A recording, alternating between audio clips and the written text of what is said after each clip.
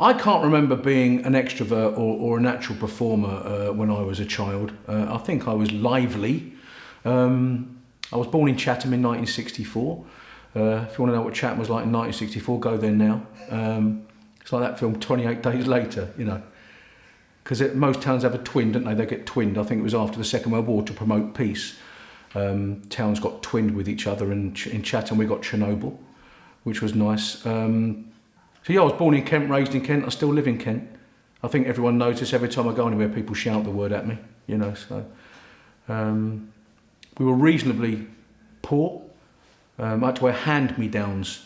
If anyone remembers hand-me-downs, you know, before credit cards, that was when your elder siblings outgrew their clothes. They got handed down to you. I had 4 sisters. I'll never forget, I went to school once, I was wearing the same dress as the teacher. Yeah, he wasn't a happy man either. But I had a reasonable education. I'm quite familiar with 25 letters of the alphabet. Yeah, I don't know why, but I think it was a very normal childhood, you know.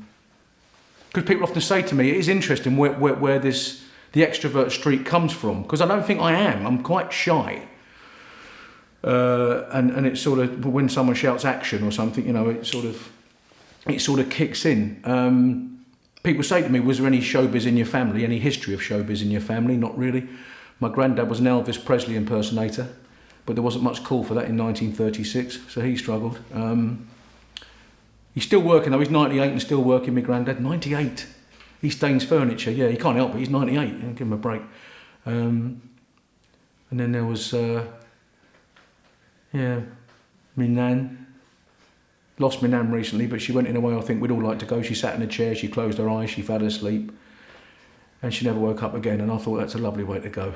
Mind you, the dentist wasn't happy, you know. Big fuss there.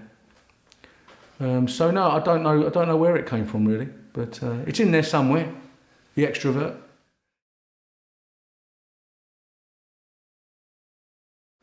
To me, one of the best things about not so much playing Barry, but being in a top soap is, you know, I love to sing. I love quizzes. I've been very lucky. I've won Mastermind, I've won Pointless 3 times, I've won Eggheads. You know, so I love quizzing, it's one of my passions. So what being in a soap enabled me to do, I always got offered work. You know, do you want to come on these quiz shows, or do you want to sing on Children in Need, or do you want to do this? And that in turn led to getting some quite nice, you know, sort of private work, you know, whether it was after dinner speaking, or that's when the after dinner speaking sort of took off. Being in the show, I wasn't able to do a great deal of it, because you can't say to someone, yes, I can do a month Thursday, because you wouldn't know if you were doing a night shoot. So what it gave, it took away in some ways, but that's what I really enjoyed about being in it, was almost doing the side work, you know, as much as the acting. And then, of course, you know, it came to an end. The producer came up to me one day, he said, Shaun, you've been here 10 years. Thanks for some great work, but I'm afraid it's nearly Christmas. That only means one thing. We need a death, and it's your turn. But don't worry, it's going to be a cliffhanger.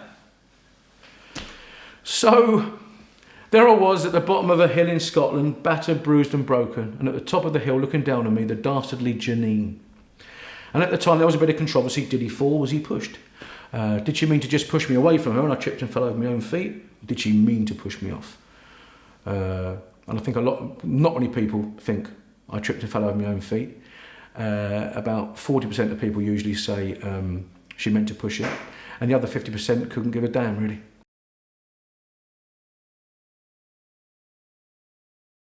I had some good work lined up when I left. I went straight into a panto, which doesn't sound like a lot, but whilst I was doing it, I was still on screen, because you're on screen 7 weeks after you leave, you see. So it was well paid. And then I did all sorts of, I did do some Muppet work that I'm not proud of. I did some good things. I taught in a school for 2 weeks as part of an experiment with Janet Street Porter and Tamara Beckwith. But it was really eye-opening how hard it is to be a teacher, how they let us loose with real kids. Unbelievable. We marked the homework, did everything, took sports, and you know, it was. But I also did Celebrity Sex Change with Carol Smiley. I became a woman, she became a man.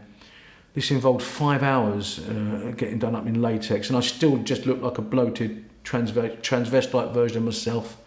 And then I got the phone call. I was out in the garden, and my wife came out. She said, Ricky Gervais is on the phone. Don't think so. She said, it is, it's him. Now, at the time, there were these sort of Steve Penk. He used to do these fake phone calls. He was a great mimic, and he used to phone people up and wind them up. I said, in fact, Les Dennis famously hung up on him, Ricky.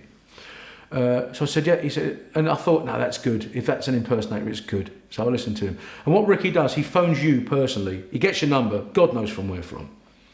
And it's very clever, because by the time he hangs up, you've sworn to do his show. And by the time they phone your agent's like, I could have got more money. But it wasn't about money. Obviously, I'd loved The Office. He was one of the hottest things on television, him and Stephen Merchant. And I thought, yeah, I'll do it.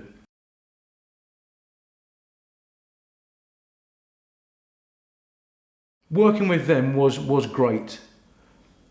When you leave a soap, you need something to keep the ball in the air. And the 2 series of extras in the Christmas special and the Life's Too Short, four episodes in the Easter special, and they put me in The Invention of Lying as well, in a small part, but really kept the ball in the air for another 3 years. I still get royalty checks from it, you know. And I can never really thank them enough for it. They'd warned me that I was going to get ribbed.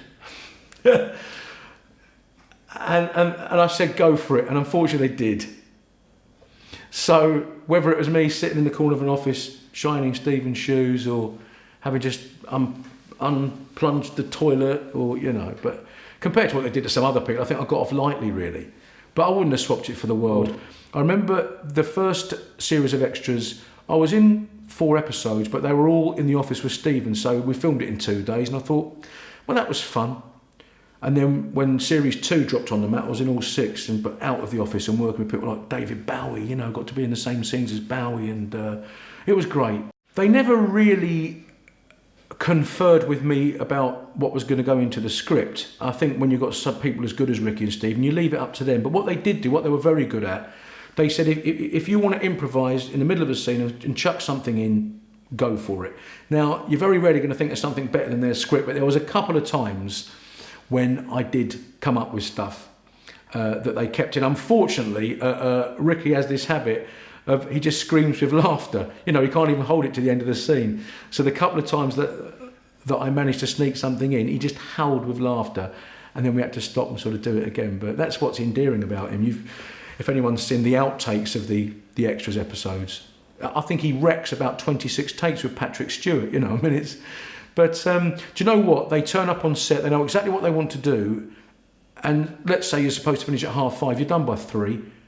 You know, so amid all this anarchy, there is a structure that works, and is in a way highly professional, and they know what they want and they get it done. So it's great working with them.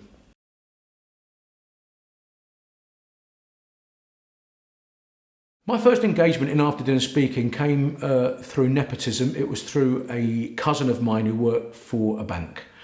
So he said, look, they've found out that you're related to me, and they said, would you like to come along and do a speech? I went, I'd love to. How much? He went, this. I went, how much? Yeah, I'll be there. It's a bank, you know. So then I thought, what am I going to do now? You know what I mean?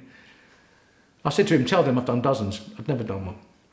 So for the first and only time, I employed a proper comic speechwriter who wrote me a speech.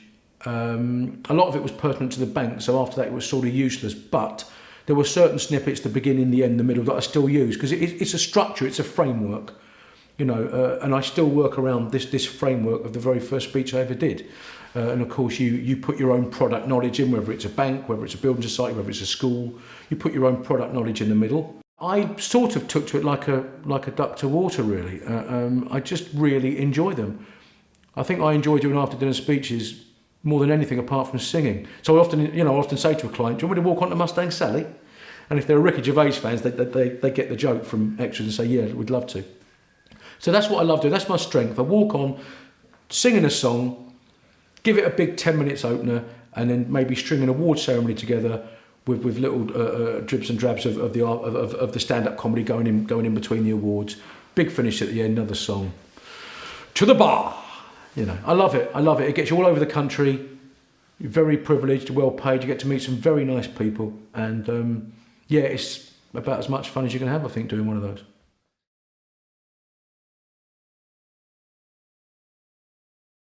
I think as soon as I turn up at a venue to do an after dinner speech, I sort of go into what I'd call Shaun/Barry mode. Do you know what I mean?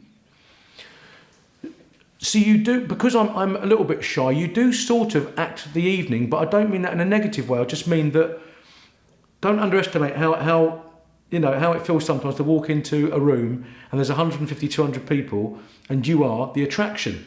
It still can be quite, so you have to have that front to get around and meet everyone, and luckily I like people. I think if you don't, you hear stories about, I don't be too negative, but people who turn up would rather not eat, do their speech and go home afterwards. And fair enough. I think that's, a lot of us are shy, but I can't do that. I want to be there, I want to eat with them, and I rarely don't go to the bar afterwards. I was at one recently till gone 2 in the morning. Because I just believe if you turn up and you're part of a bank's do, be part of the bank for the night. Do you know what I mean? Be part of the staff, be part of the crew. It's their big night, be part of it.